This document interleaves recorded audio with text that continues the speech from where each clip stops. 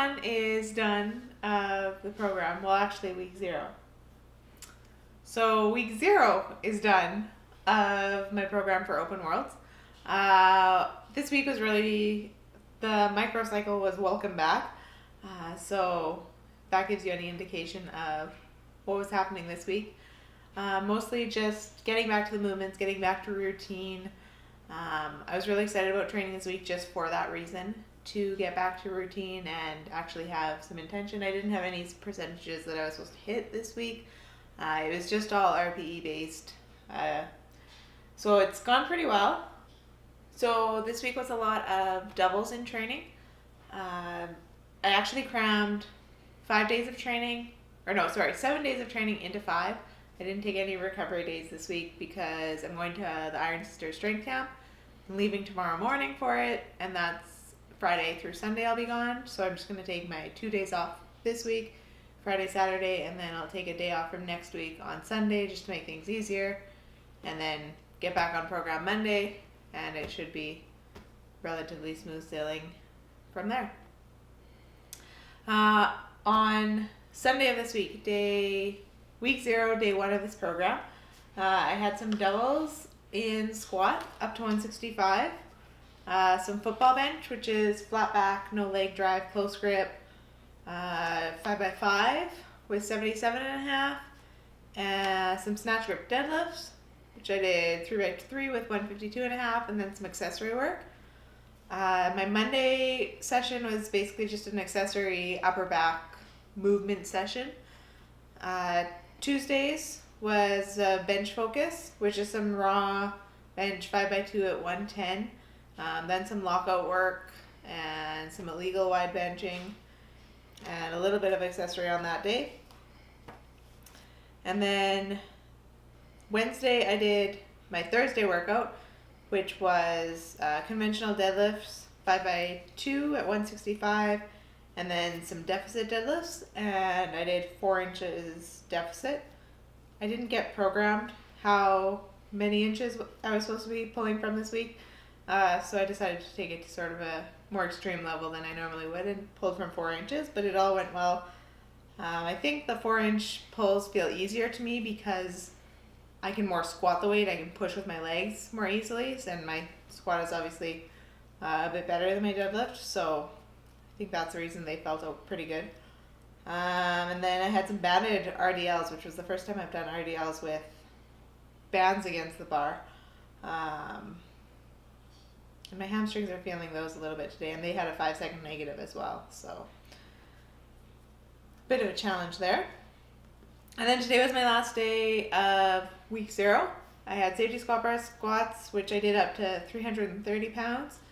Then some block pulls, deadlift that felt really, really good. I felt like I was really pushing the floor like I should be, which isn't always the case with my sumo. And then some slingshot bench, which felt really good. I haven't done slingshot in a really long time, so it was nice to have that overload all the way to the chest.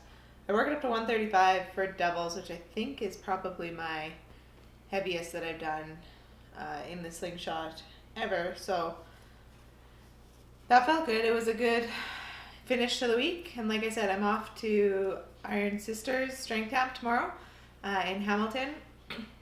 I fly out nice and early at 5:30 a.m., so not so looking forward to that.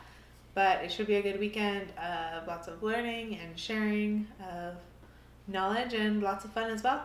And then I'm back home late Sunday night and back to normal routine on Monday. Week 1 officially will start on Monday. So that's sort of the recap we're thinking about doing for the vlog leading into Worlds based on the week's training. Sort of a brief overview of what we've done, show you some clips, and go from there. Every week we're also thinking to sort of choose a topic and discuss it in a little bit more detail. I'll totally admit this is, even just sharing my training this much is sort of outside my comfort zone. Anyone who really knows me knows that I'm a fairly private person when it comes to that. So we'll see how it goes. I haven't quite decided if we'll be sharing numbers that we're doing the entire way leading up to Worlds. I know I've had this discussion with a lot of people about the competitive advantage of people not knowing you're training and not posting every set to Instagram, which is sort of my mentality. So I don't really foresee us, once we get sort of to that 8-week, 6-week out mark, necessarily showing videos and showing exact weights that were used. But you never know. We'll see. We'll see where we get to. So this week, for our little information tidbit, or whatever you want to call it, I'm going to share about why I started working with Blaine Sumner and how I sort of came to that conclusion. A lot of people have asked me since I started working with him how I made the decision to choose him specifically and just go away from what I had been doing for so many years. So I started working with Blaine last year after Nationals, so after 2017 Nationals. Leading into Nationals 2017, I should say, I hadn't had the best training cycle. I was feeling really frustrated about sort of lack of progress over the years in the sport, and was just feeling really down and defeated with my training. That training cycle had felt really rushed. I only ended up having about 8 weeks leading into Nationals of getting solid training in and getting into gear. So I didn't feel ready, and I knew, I think 20 or 24 weeks after Nationals, I had World Games that I had already qualified for. So I knew I wanted to put up a good performance at World Games, and I was feeling sort of at a loss of what to do to improve. I felt like I was training, I was putting in work, but I wasn't seeing the results on the platform. So Ryan and I sat down and had multiple conversations about sort of what I would want in a coach and how we would choose somebody to coach me. Being that it's equipped, the options for who you're going to choose to coach you are very limited, I would say. There's not a lot of people out there in the equipped world that are super knowledgeable that I would feel comfortable working with equipped-wise, that I would feel that knew enough more than me that it would be beneficial.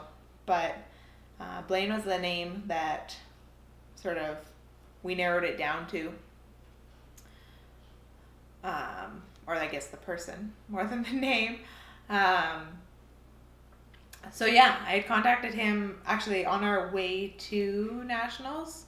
As we were boarding the plane, Ryan was like, "Have you emailed Blaine yet? Have you emailed Blaine yet?" And I think I did as we were waiting to take off from Regina. So yeah, and I think he actually responded to me before our plane took off. So I think I was like, okay, this is gonna work. So the Monday after Nationals, I started working with him, and basically what we decided, we needed somebody super knowledgeable about gear, which he obviously is, being the best equipped Wilks in the IPF, and somebody that we knew was doing online coaching and would be willing to share some knowledge. So working with him the last, what would that be, I guess 15 months or so, I think I've really learned gear better than I ever had before. I've been in it leading up to equipped meets more than I ever imagined.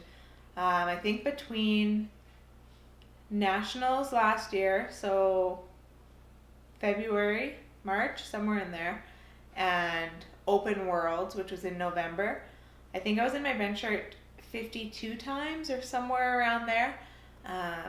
So yeah, I had a huge increase from, I think I was benching around 155 at Nationals to at Napa bench, which was a couple of weeks before Open Worlds, I set the world record, the bench only world record of 178.5. So a decent increase there.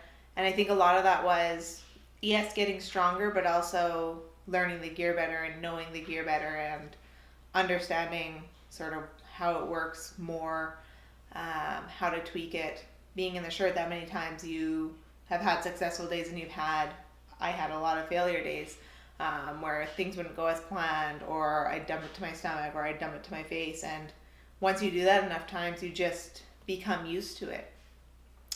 The same thing with the squat suit. I was in it nearly every week from nationals until World Games last summer, and then from World Games to Open Worlds. Again, nearly every week. So just learning to tweak it, trying the legs a little bit higher one week, a little bit lower one week, and altering the suits, altering the shirts. Just the more you know about the gear, the more you are going to get from it. The other thing that working with a coach that wasn't my husband has done for me is it's made me not be able to have excuses.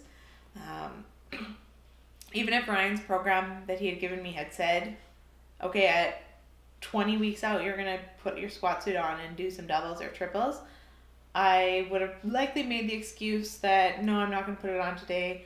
My body weight's too heavy. I don't feel like putting my suit on, so I'm just not going to do it. And Ryan wouldn't fight me on that. It would just be, okay, and I would do something else. And then as the meet got closer, I would put it on, but working with somebody and paying somebody, you have that expectation that, okay, whatever they tell you to do, you're going to do it unless there's legitimate reasons that you're going to cut it out. So just that accountability piece has been huge for me, which I wouldn't have really expected. Because I think when I was training with Ryan's programs, I thought that I was following his programs. But looking back on it now, I know that I was definitely tweaking things. And usually it would be my body weight's too heavy. I don't want to put that shirt on or that gear on because it's going to feel too tight. It's going to feel terrible. So part of it is I have worked to try and keep my body weight closer to 72 so that there's not that huge discrepancy. But also just not having Ryan on to fight me and say, okay, knowing that if I don't put it on, I'll have to email Blaine and say, hey, I didn't put it on today, and I'll feel like garbage doing that. So I try my best to avoid that. The other neat thing about working with a coach online for the length of time that I have now, I think we're around 15 months, is that A, you get to know how sort of each other works, and B, the programming can become that much more tailored to what you respond well to. I think we've got my squat and my bench going fairly well. Deadlift is my weakest lift, I'll totally admit that, and needs some tweaks. But even just in emailing the last couple of weeks, we've both been sort of on the same page as far as some work that we're going to do in the next 17 weeks, I guess, 16 weeks, to try and get that moving a little bit better. One thing will be, I think I'm going to be in my deadlift suit a lot more just to try and maximize what I can get out of that. Also just doing some positional work where I'm trying to really focus on keeping my knees out, keeping that perfect position of my back. So some block pulls, some isometric pulls, pulls to knees, things like that, where we're working on that position to really try and hammer in where it should be and hopefully reap the rewards come November. So that's a wrap for week 0 of our IPF Open Worlds vlog. If you like what you see, if you have any questions that you'd like us to address during this series, comment below. Like and subscribe to this video on YouTube here, and we'll see you next week.